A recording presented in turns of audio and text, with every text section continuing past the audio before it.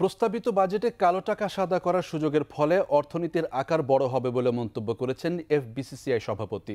মূল্যস্ফীতির লক্ষ্যমাত্রা অর্জন চ্যালেঞ্জ হবে জানিয়ে রাজস্ব বিভাগের সংস্কার দাবি করে কর ন্যায়পাল নিয়োগের পরামর্শ দেন শীর্ষ এই ব্যবসায়ী নেতা। ব্যাংক ব্যবস্থা থেকে 1,37,000 কোটি টাকার ঋণ নিলে বেসরকারি বিনিয়োগ ব্যাহত হবে বলেও মনে করে এফবিসিসিআই। তৌহিদুর রহমানের রিপোর্ট। প্রস্তাবিত বাজেট নিয়ে ব্যবসায়ীদের শীর্ষ সংগঠন এফবিসিসিআই এর সংবাদ সম্মেলন।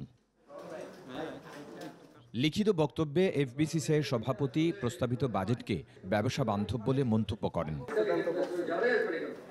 ব্যাংক ব্যবস্থা থেকে অতিরিক্ত ঋণ নেওয়া চ্যালেঞ্জ হবে বলে মনে করেন এই ব্যবসায়ী নেতা। কথা বলেন মূল্যস্ফীতি নিয়েও।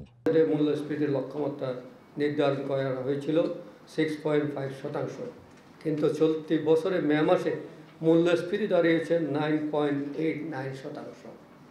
এই মূল্যস্ফীতির হারকে কমিয়ে এনে লক্ষ্যমাত্রা অর্জন করা একটি বিশাল চ্যালেঞ্জ বলে আমরা মনে করি।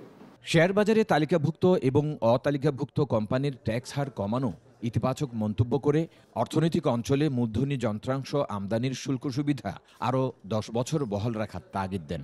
মূল্যস্ফীতি নিয়ন্ত্রণ এবং কর্মসংস্থান সৃষ্টিতে নতুন বড় প্রকল্প না নেয়ার পরামর্শ তার। ইনফ্রাস্ট্রাকচার তো অনেক ডেভেলপ, কিন্তু সেই হিসাবে আমাদের ব্যবসাটা তো আমাদের ডেভেলপ করতে হবে।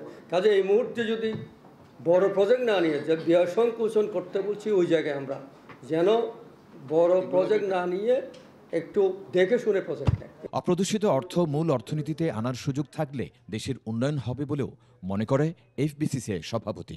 আমাদের ইনফর্মাল মার্কেটটা অনেক বড়, ফর্মাল মার্কেট থেকে ইনফর্মাল মার্কেট অনেক বড়। এই ইনফর্মাল মার্কেটের টাকাটা যেন এখানে আসে, এখানে যেন কোনো অপরাধমূলক কোনো কাজ করে সেই টাকা যেন এখানে না আসে, সেটার জন্য আমাদের অবজেকশন আছে। এবং এই বছর যে টাকাটা হোয়াইট করবে, পরের বছর কিন্তু সে আবার কিন্তু এই জালে আসলো। এনবিআর এর সংস্কারের দাবিও জানান দেশের শীর্ষ ব্যবসায়ী সংগঠনের এই নেতা। উনি যদি অর্ডার দেয়, উনি যদি আবার ওটা বিচার করে, তাহলে তো আমি আর বিচারটা কোথায় পাবো? এই জন্য আমরা কর নিয়ে ফেলার কথা বলছি। তৌহিদুর রহমান, 21 টেলিভিশন, ঢাকা।